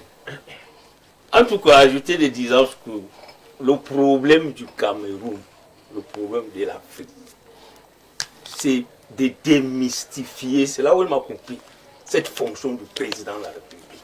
Comment devient-on président de la République? Et quand on est président, comment se comporter avec son peuple? Oui. Le peuple emploie. Quand on lance une élection présidentielle, c'est le demandeur d'emploi qui vient. Je fais juste une formule de figure du style. Ça dit, quand tu poses ta candidature, tu viens demander un travail vis-à-vis du peuple. Le peuple apprécie, on te met là. Tu ne dois pas, après un moment, devenir le dieu de ce peuple-là. Où tout ce que tu dis est vérité, personne ne peut contester. On recrute des députés de parlement qui sont de beaux dieux. Recruter, c'est fort. La plupart de ceux députés-là, c'est le peuple qui choisit les députés. On fait dans des villages la construction, soit des ministres qui vont présenter les candidats qui financent tout, parce qu'ils veulent que ce genre-là suive le rythme. Et on sait comment les lois sont votées au niveau de l'Assemblée. Où on te dit la discipline du parti, on le réunit 2 jours avant, chacun décharge son enveloppe, ils viennent, ils applaudissent. Ça n'empêche pas aux autres partis de faire parler. Je ne dis pas, mon cher ami, quand vous avez affaire à une personne qui est assise sur 800 milliards, on est d'accord de budget chaque année. Toutes les ressources financières du pays, les grands portes d'entrée du pays, il est assis. Il a nommé que qui font. Vous êtes vraiment du RDPC? J'ai dit que je n'ai jamais démissionné. Ce qui veut dire que il a soutenu Chiroma. Il ne vous a pas dit ça. Mais je vous ai dit que j'ai accepté ma liberté de parole. À mon âge, je ne cherche pas de l'emploi. Je n'ai pas fait de manger. Merci. On est d'accord. Merci, Eladj. Moi, je vous dis que je vois le Cameroun. Le Cameroun au-dessus de nous tous là. Oui. Donc c'est pour ça. Paul Biya est en train de nous laisser un héritage dangereux, terrible. Merci. Où tu vois les étudiants, quelqu'un à l'école, des petits fonctionnaires, tous viennent sur les plateaux de télévision soutenir des choses impossibles. Parce qu'ils veulent se faire voir. Avec pareil qui les envoie, n'est-ce pas? On vous a compris, Eladj, on vous a compris. Madame Ngono, on va vous donner votre temps de parole, justement pour nous projeter, puisque nous, on a mis le curseur au 20 mai, mais selon le déroulé qui est le vôtre, il n'y a pas... Tout est discrétionnaire, si on résume votre pensée. C'est le président qui choisit, c'est le président qui oriente, c'est le président qui impulse. C'est la conscience qui le dit. Je voudrais déjà renseigner les Camerounais. J'ai entendu que quelqu'un serait assis sur 8 milliards de budget. 8 000. Bon, je ne sais pas trop, 8 900 et poussières. Il faudrait que les Camerounais sachent. L'ignorance n'est pas une valeur. Notre rôle aussi, c'est d'être pédagogue. Le budget, ce n'est pas un argent parqué quelque part. C'est l'ensemble des dépenses, c'est l'ensemble des prévisions. Et cet argent, on le cherche. Et l'argent qui est à l'international, généralement, arrive avec des postes d'affectation. C'est ça que les Camerounais doivent intégrer. Une fois que vous l'avez dit. Deuxième chose, les députés qu'on traite avec beaucoup de condescendance, avec beaucoup de mépris, sont allés aux urnes, ils se sont présentés aux Camerounais. Les Camerounais les ont votés. Donc ils sont là, ils incarnent une parcelle de pouvoir du peuple camerounais. Donc pour cela seulement, il faut les respecter. Si vous estimez que vous êtes plus populaire que ces gens-là, allez aux élections et faites-vous élire. Deuxième élément, tout à l'heure j'ai écouté quelque chose qu'on envoie des fonctionnaires. Les gens ont été fonctionnaires dans leur vie. Il paraît que quand on va à la retraite, c'est l'ascension. Et pour cette raison, on devient aigri, grincheux. Non, vous le disons, monsieur. Vous dites que vous aviez été du RDPC, c'est votre liberté. Vous dites que vous avez choisi, c'est votre liberté. Mais dites-vous, vous n'allez pas faire le procès aux militants que nous sommes, qui choisissons de respecter la ligne politique de notre parti. Je ne peux pas être militant du RDPC, dont le président national est candidat, aller soutenir un autre candidat et venir clamer sur le plateau que je suis. Non, je voudrais le dire, vous avez écouté, monsieur... moi, je voudrais mon débat aussi. C'est pas quand il me dit, non, c'est pas... Moi, la seule personne qui porte la voix du RDPC, c'est bien moi. Et j'ai le devoir de recadrer des incohérences qui viennent des parts et d'autres et des militants d'autres partis qui s'invitent comme des militants du RDPC. Ça, je le dis. Je reviens maintenant également sur la problématique que j'ai évoquée tout à l'heure. Oui, c'est l'essentiel. Mon camarade René Zenguele a pris la parole. Mon camarade René Zenguele. Moi, je parle de camarade René Zenguele parce que lui, il a pris la parole. Il est sénateur du RDP. Il est sénateur nommé, il est militant du RDPC. Il a pris la parole, il a donné son point de vue en plein congrès. Et s'il vous plaît, il a plus de 90 ans.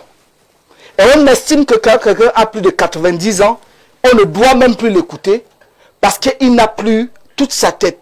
Je suis ravi que les uns et les autres vous fassent comprendre que l'incohérence est leur marque déposée parce qu'il disait quelque chose maintenant et quelques secondes après, il disait autre chose. Parlant de l'âge, je n'ai jamais dit qu'on ne doit pas discuter de l'âge, mais nous estimons que nous devons respecter ceux-là qui ont eu la grâce de vieillir. Si on veut parler de l'âge, que les gens enlèvent la poutre qui est dans leur œil, plutôt que d'aller rechercher la paille qui est dans l'œil de l'autre. Nous, pour le moment, nous respectons encore ces gens-là qui ont eu la chance d'avoir un certain âge, parce que Dieu, y compris votre président, Madame Abika. C'est pour cette raison que je ne vais pas rentrer dans ce que vous nous aviez dit, vous avez fait un cours magistral. Je ne vais pas vous dire la même chose. Je respecte votre liberté, autant j'exige le respect de ma liberté de parole. Merci. Venant au QCR sur le 20 mai, je vous ai dit, le président de la République, les lois sont encadrées, le fonctionnement de la République est encadré par la Constitution. Les gens qui estiment que la Constitution n'est pas taillée à leur, à leur goût, qui se battent pour avoir la majorité de sièges à l'Assemblée nationale et au Sénat pour pouvoir contrer ces responsables du RDPC que nous respectons. Deuxième chose, les membres du parti dont les députés siègent à l'Assemblée nationale. dont les députés sont nommés, les sénateurs sont nommés par le président de la République, ceux dont les maires trônent dans les mairies, s'ils estiment que cette prorogation de mandat est une prorogation de trop, ils déposent leur tablier. Nous comprendrons pourquoi les leurs viennent donner des leçons de démocratie sur les plateaux. Autrement, on se la boucle parce que moi, quand je ne veux pas de quelque chose, je dépose et je m'en vais. Merci, je ne Madame peux pas lécher le doigt et reprocher aux autres de faire la même chose. Le 20 mai est demain. Et demain, nous n'allons pas nous fonder en magicien ou bien en liseur de boules de cristal pour dire que le 20 mai c'est demain. Qui est-ce qui va le représenter? Monsieur Paul Biya a la souveraineté du peuple camerounais. Il a la légitimité. C'est le Léviathan. Allez chercher, vous l'avez compris. Merci, Madame. Le Léviathan n'est pas venu en fonction du pouvoir légitime et de la légalité qui lui a été conférée par le peuple souverain. Il actera, il nommera à des postes civils et militaires comme le confère la Constitution. Merci. Monsieur Noir, on va sortir par vous, puisque véritablement le débat, au lieu d'évoluer, semble s'enliser. Comment est-ce que vous prévoyez la météo politique des 5-6 prochains mois au Cameroun, avec ces suspicions de nomination, avec ce gouvernement qui peine à arriver, avec ces incertitudes dans le calendrier politique? Comment est-ce que vous percevez la météo au Cameroun, Anissé Noir? Le président de la République, comme j'aime à le dire, dans notre contexte, est le Deus ex machina. Ça veut dire que c'est celui-là qui décide de tout en son temps. L'alpha et l'oméga. Donc, il y a des urgences. Il faut nommer un gouvernement. Déjà, à partir du moment où on sort d'une élection, déjà en allant même... C'est encore le débat. Il a dit dans les prochains jours, on est 2-3 mois après. Ce débat peut être évacué, monsieur Noir. Vous me posez une question, mais vous ne voulez pas que je développe, je ne sais pas pourquoi. Allez-y. J'étais donc en disant que... Vous faites plaisir, là, ce que vous le dites. Il y a des urgences.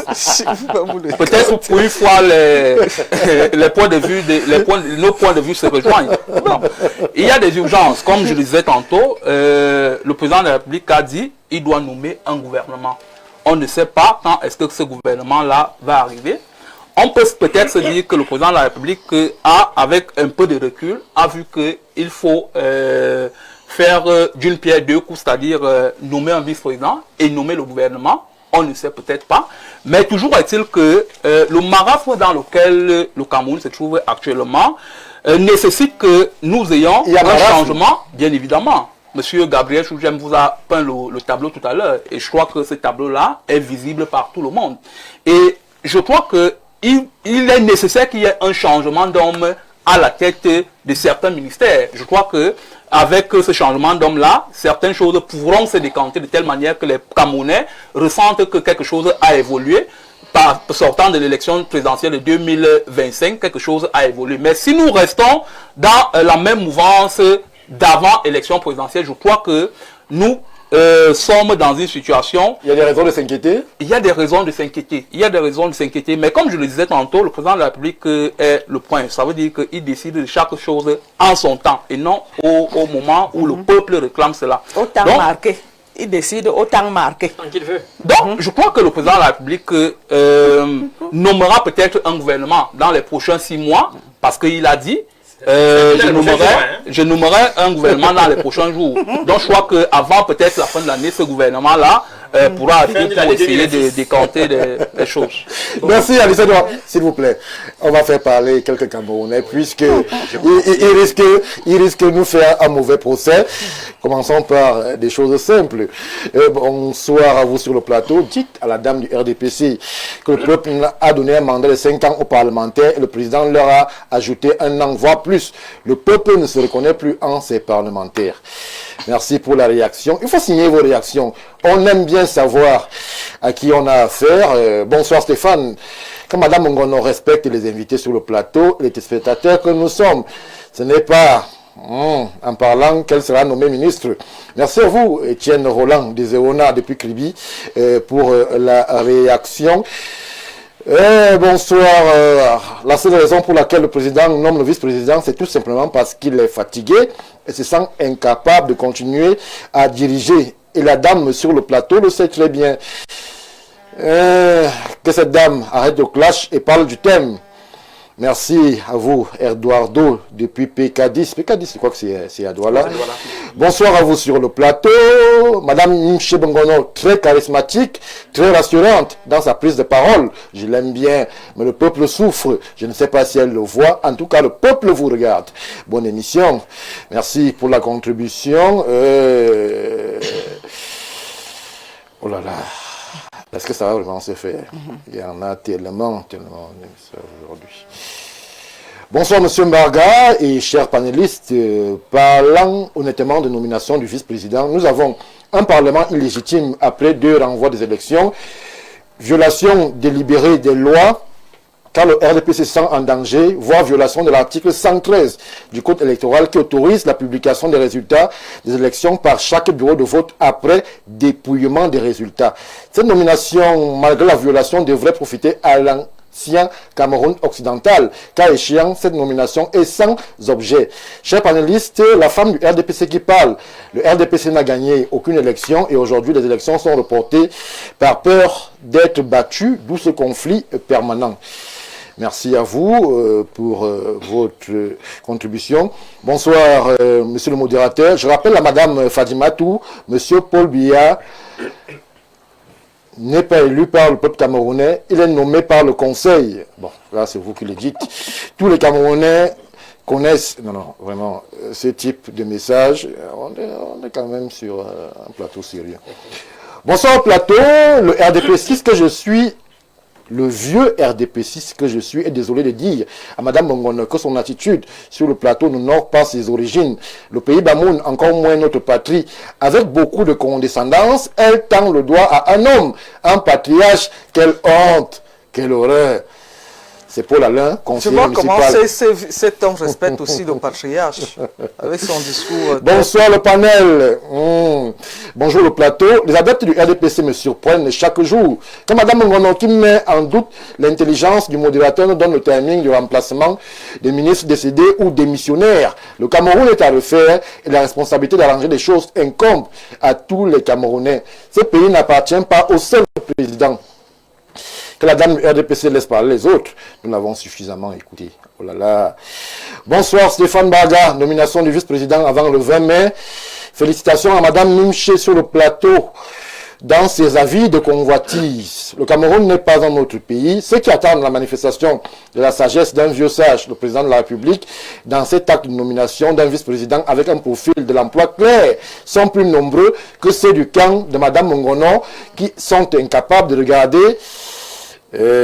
Nous avons tous aimé le président, c'est sa grâce, mais le Cameroun est bien plus grand que sa seule et très grande personne. Merci à vous, ma gloire. Alors, on va prendre un léger break et revenir tout juste après pour évoquer, monsieur Chougem, évoquer le choix du vice-président. Le choix du vice-président biologique ou politique, c'est la problématique qui suit après le léger break.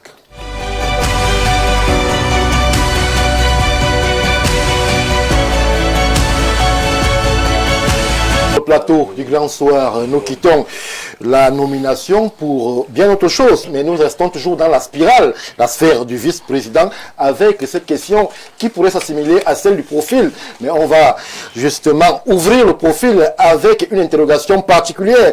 Est-ce que le choix du président peut s'arc-bouter sur des questions biologiques, c'est-à-dire la famille en français facile, ou alors on va plutôt donner la préférence à des considérations politiques eu égard justement à ces équilibres que certains implorent justement le numéro 1 camerounais de respecter.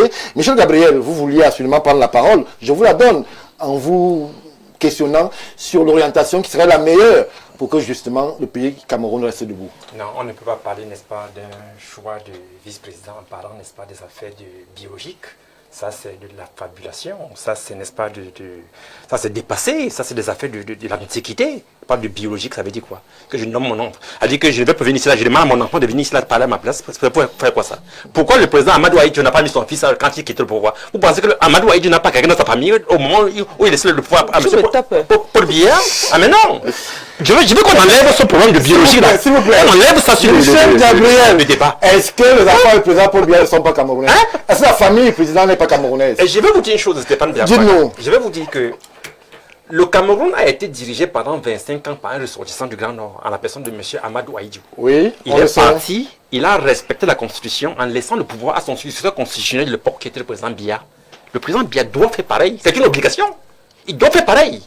Vous avez des injonctions au président? C'est la Constitution qui doit faire injonction, ce n'est pas Gabriel.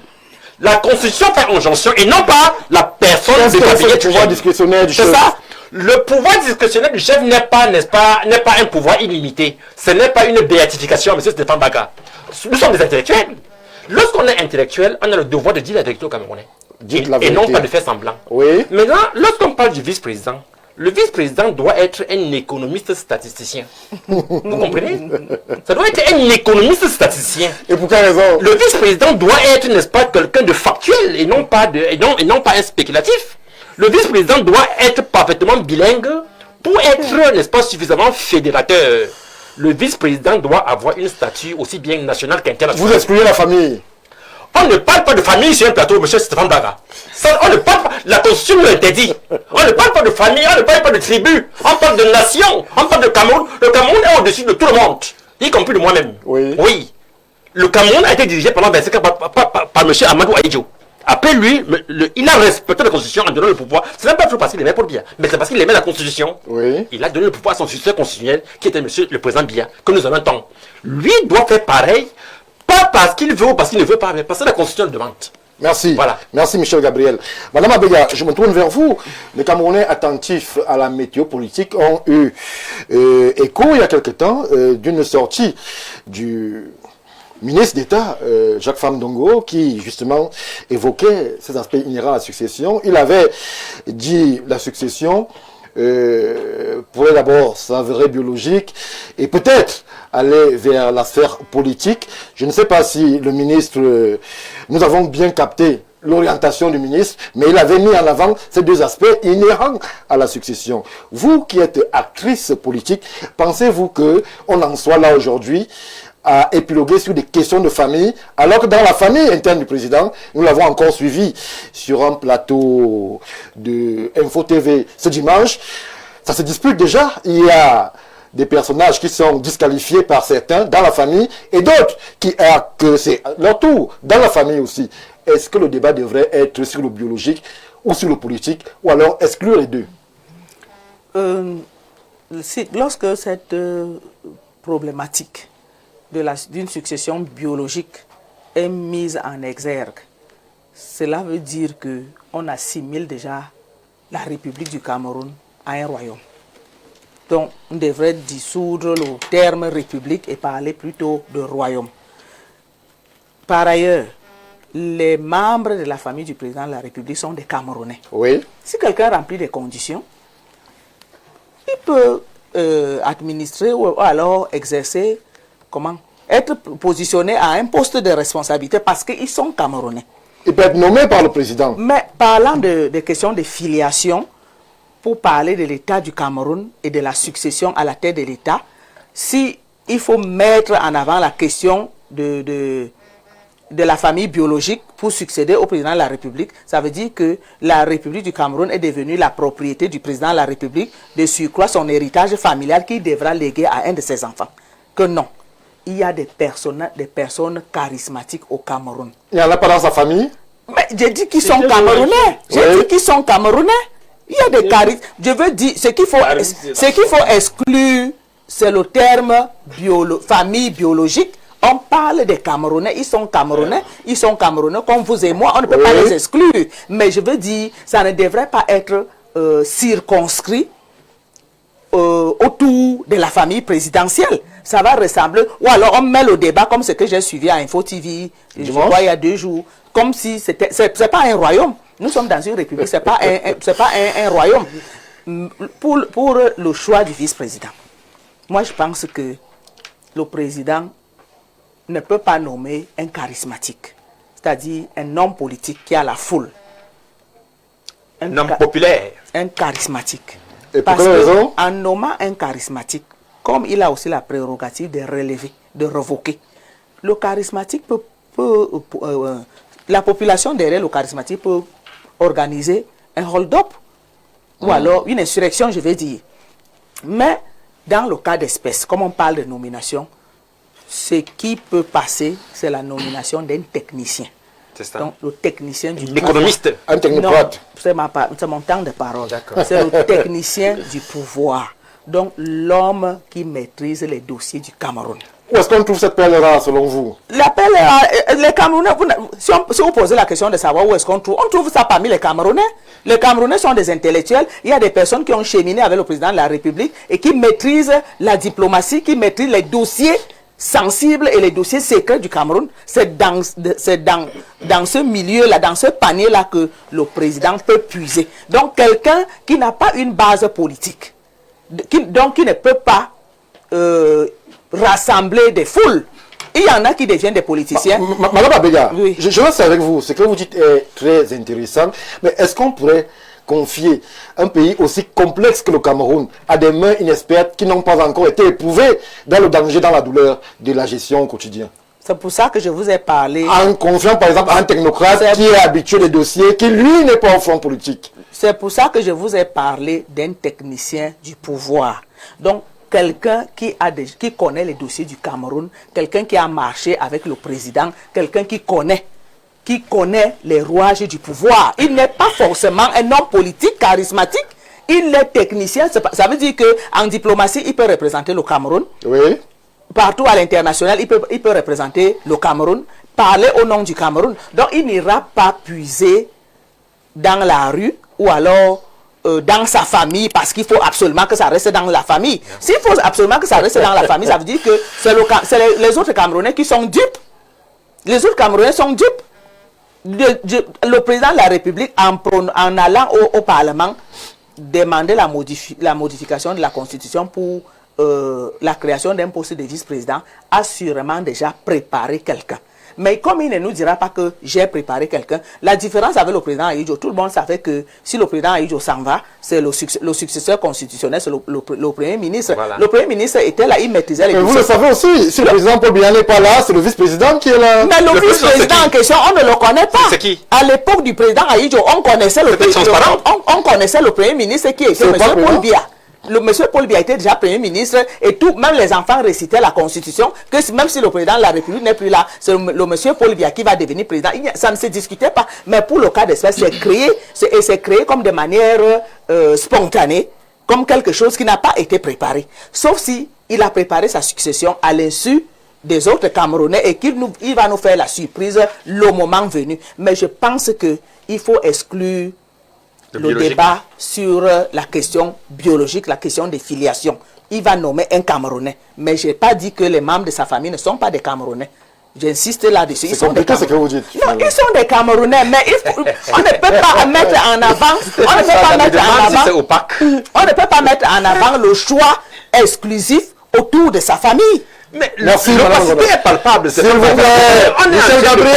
On est en train de parler du vice-président qui n'existe même pas encore. Michel Gabriel. Voilà une opacité. Calmons-nous. Il va. Oh là là. Michel Gabriel. Madame Ngono. Le débat enfle dans les chaumières. Vous êtes femme politique très avisée. Il existe lorsque vous étiez en ces lieux, lorsqu'il y a eu toute cette déclaration où un homme qui estime être de la filiation présidentielle a fait son casting à lui, mettant la famille du président au centre justement de cette succession. D'autres acteurs politiques estiment que vu la situation, vu le moment difficile en termes de sécurité que traverse le pays dans certaines régions, il est question de respecter certains équilibres et que le président devrait élargir son spectre, son champ de vision dans le choix pour la nomination du poste de vice-président. Ce soir, on s'interroge, choix de vice-président biologique ou alors la question politique devrait être prégnante dans cette décision. Ce que je voudrais déjà dire sur le sujet, les gens sont libres d'avoir leur opinion. Ce n'est pas parce que quelqu'un s'est présenté sur un plateau et a donné son opinion sur la désignation, la nomination du prochain vice-président que ça doit cristalliser la bile, faire comme si on était tous en transe. Non, ils sont libres. Comme ici, nous donnons des opinions. Oui. Les opinions que nous les donnons, ce sont nos opinions. Donc, on ne va pas faire le procès à quelqu'un parce qu'il a donné son opinion sur X ou Y chose. Quand je reviens sur le poste de vice-président, dans l'exposé du motif du projet de loi tel qu'il avait été adressé au Congrès, le président avait indiqué qu'il voudrait renforcer une présence, une efficacité sur la scène internationale, contrairement à ce que les gens peuvent penser. Et le président est conscient de ce que, bien qu'élu par le peuple camerounais, il est un humain. Le reconnaître, ce n'est pas une faiblesse. Premier élément. Deuxième élément, contrairement à ce que les gens pensent, que le président crée un dualisme, le vice-président peut être assisté d'un vice-président à qui il donne des attributions. Donc, l'unique qui a le pouvoir souverain, il faut qu'on s'entende là-dessus, c'est le président de la République. Il peut déléguer. Et l'histoire des délégations de tâches n'est pas aujourd'hui. Parfois, il a délégué par exemple le MINAT, qui est le patron des associations, y compris les associations religieuses, d'aller accompagner. C'était une délégation des tâches. Est-ce que le MINAT a la compétence de lui succéder, Madame Moumouna? S'il vous plaît, je dis il a délégué le MINAT auprès du Saint-Père. Je parle de la délégation, de l'affectation des attributions. Cela relève de ses prérogatives, on ne va pas le nier. Oui. Maintenant, quand nous revenons sur l'histoire qui se répète, contrairement à ce que les gens veulent laisser entendre, jusqu'en 1978, le Premier ministre n'était pas ipso facto le remplaçant constitutionnel, le successeur constitutionnel du président de la République.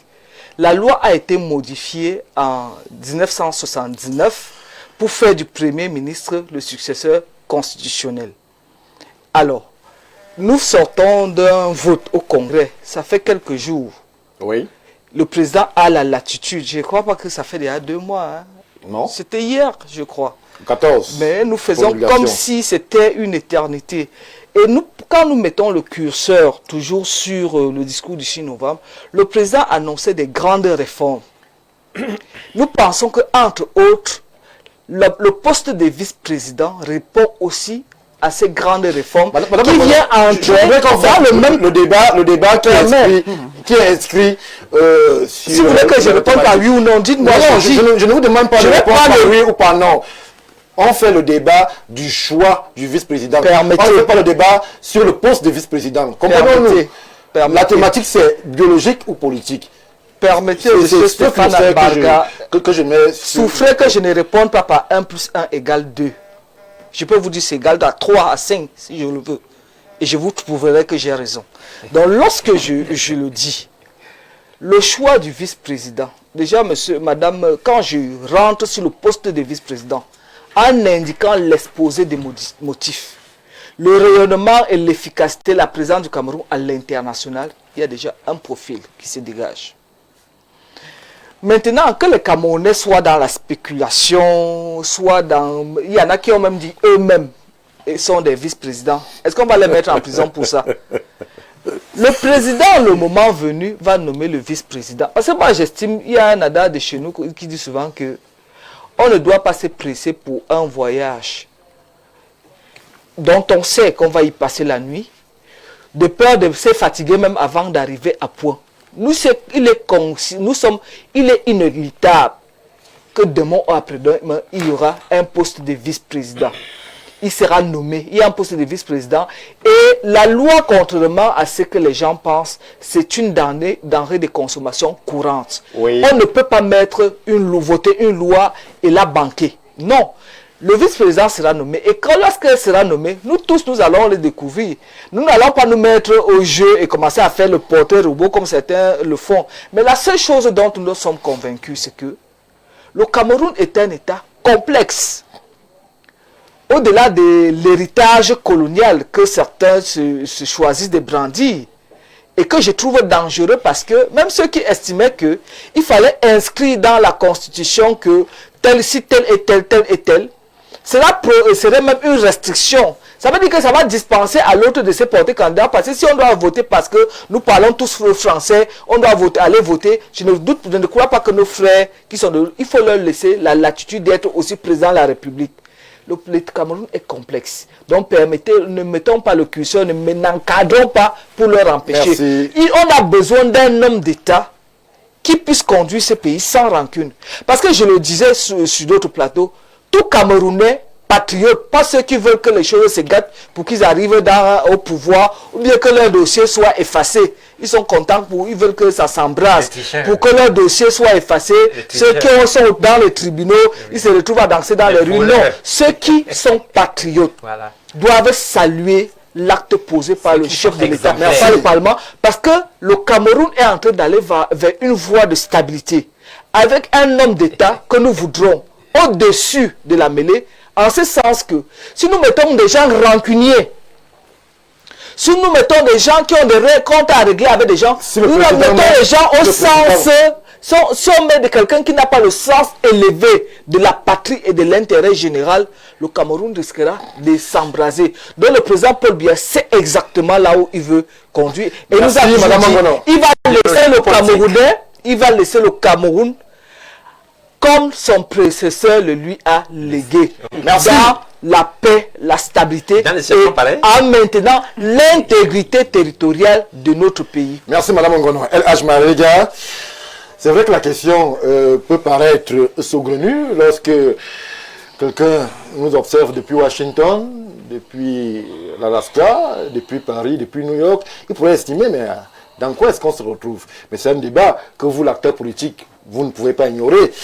Et que l'ordre protocolaire, on a vu récemment à des cérémonies où il y a eu quelques éléments de langage. On a vu la famille présidentielle très proche du président de la République. Cela a encore continué, ou alors mis de l'huile sur le feu, dans le sens d'un feu et d'une vice-présidence qui ne sortirait pas du giron familial, alors que d'autres, eu égard à la situation assez complexe, et j'aime bien l'expression de Mme Ngono, le Cameroun est un pays éminemment complexe, voudraient qu'on aille dans un sens où le président choisisse hors giron familial. Vous, l'observateur, vous pensez que la balance d'intérêt, le Cameroun grand, devrait pencher vers quelle orientation? L'orientation, elle est simple. Mais comment on a plus affaire à cet homme? On a affaire à qui? Le 82 qu'on a vu venir. Homme d'État. Tout Camerounais, nous avons tous applaudi, madame. On n'était pas des gens. Vous êtes du RDPC? Attends, madame, c'est qui moi ou vous? On a tous applaudi. Je m'adresse sur le... Madame Abeda? Madame Ngolo? Madame Abeda. Ok, merci. 82, je pensais que si tu étais devenue madame. Cette personne qui a été préparée par Aïdou, souvenez-vous que quand il est arrivé, Aïdou le confie à l'autre, a été qui moi. C'est où il commence, parce que ce que les gens peut-être ne comprennent pas, l'école, c'est autre chose, le terrain, c'est autre chose. Aïdou a fait passer ce garçon, à l'époque, qui était jeune parmi n'est-ce pas, le faucon autour d'Aïdou. Aïdou a fait parcourir ce monsieur jusqu'à la présidence, premier ministre, comme elle a dit. Aïdou n'a pas pris dans sa famille, le président. Aïdou n'a pas pris. Aïdou, c'est un homme d'État qui ne voit pas de petites choses. Il pensait Cameroun, il dormait Cameroun. Il a fait construire ce palais quand même. En moins de 6 mois qu'il a habité, il a remis le trousseau de clés. Nous tous, nous avons applaudi. Les Camerounais ont chanté. Nous avons vu un homme travailleur qui est arrivé, qui a un parcours. Voilà ce qu'on veut du président Paul Biya. Tout le monde savait qu'après Aïdou sur le président Paul, ça ne se discutait pas. Et ça a été. Mais ça a été. Vous avez vu Aïdou sortir en Gandoura blanc, venir prendre, n'est-ce pas, c'était la Cadillac. La voiture, c'est une vieille Mercedes, avec le chauffeur sorti de la présidence. Voilà un homme d'État. Voilà ce qu'on appelle l'homme d'État. Le palais, là, ce n'était pas devenu un village comme nous voyons là. Ah, attention, M. Marega. Vous n'avez pas dit le palais de l'unité. Le palais de l'unité aujourd'hui, c'est un village, qu'on le dise ou pas. Comment ça? Tu as vu vous appuyez sur quoi pour le dire? C'est grave. Et Stéphane Barga, non. Ne prenez pas tout mal. Tu as déjà vu un palais dans le monde où on te montre les mariages, les anniversaires et tout ça. Les longues tables comme le temps de Jésus avec ses disciples. Tu as déjà vu ça où? Le président Paul Biya, quand même, n'est pas n'importe quoi. Pour l'exposer à chaque fois sous tu vois déjà, lui-même est gelé. Il ne veut même pas de ça autour de lui. Des danses, les gens se trémoussent avec des petits enfants qu'on donne, n'est-ce pas, non, le vin et tout ça. Non. Non.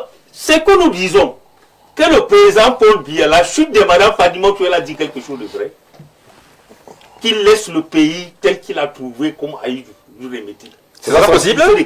Donc c'est ça qui n'est pas possible. Voilà, très bien. Ah, ça c'est vous qui le dites. Quand aujourd'hui vous voyez... Non, vous appuyez sur quoi? Qui autour du président Paul Biya aujourd'hui fait l'unanimité? Citez-moi une seule personne. Vous avez un baromètre? Oui, je suis un Camerounais qui a vu venir, je te dis, le président Paul Biya au pouvoir. Jusqu'aujourd'hui, nous avons vu le parcours. Qui le président Paul Biya a préparé parmi les ses ministres ou même son entourage, son cabinet là, qui peut faire l'unanimité après Lucille dit prenez ceci. Nous étions en contexte de parti. Nous avons aujourd'hui, n'est-ce pas, affaire à des gens, n'est-ce pas, qu'on appelle les grands boulangers, qui vous tournent dans la farine, qui jouent qu'à la russe, aux approches de ceci, ils sortaient, n'est-ce pas, en autre chose. Aujourd'hui, tout le débat est focalisé sur la vice-présidente. Comme si le vice-président venait avoir la main libre. Nous avons quelqu'un qui est jaloux de son pouvoir, le président Paul Biya. Ne croyez pas que le vice-président venait faire ce qu'il veut, ou il veut montrer sa sagesse. Non, on lui dira, frère, tu es qui? On le dégomme. Mais à 20 ans, on dit, bon, pas, rentre au quartier. Comme tu veux faire. Non, nous sommes dans une histoire dangereuse pour le pays. Oui. En ce moment, nous ne savons pas ce que cela peut donner comme résultat.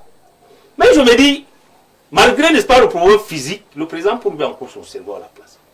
Ça, c'est clair. Vous comprenez bien. Et vous continuez à lui faire confiance? Non. Vous savez, n'est-ce pas, ce n'est pas parce qu'on parle comme ça. Moi, je connais l'homme. J'ai étudié l'homme. J'ai passé tout. Je suis un observateur de ce milieu-là. Un membre du RDPC aussi. Mais pourquoi pas? Je t'ai dit que je n'ai jamais démissionné.